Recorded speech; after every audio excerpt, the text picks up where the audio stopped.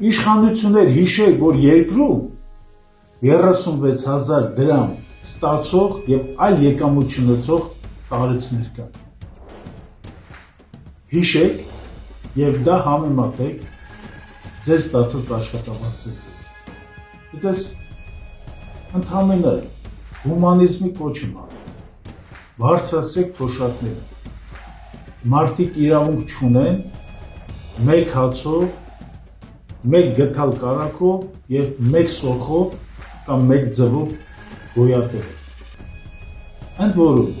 մեր իշտակած այս էքսպերիմենտի մեջ, այս հաղորդման մեջ, սա հաղորդում է անօրինականության մասին։ Հաղորդում է, որ քաղաքացին սոված է բեգերում պարզապես։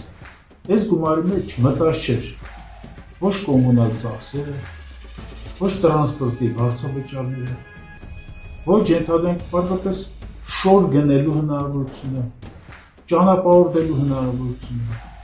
բարեկամին որևէ բանով օգնելու հնարավորությունը, հեռուստացույց նայելու հնարավորությունը ՀՄԿ-ից բացի։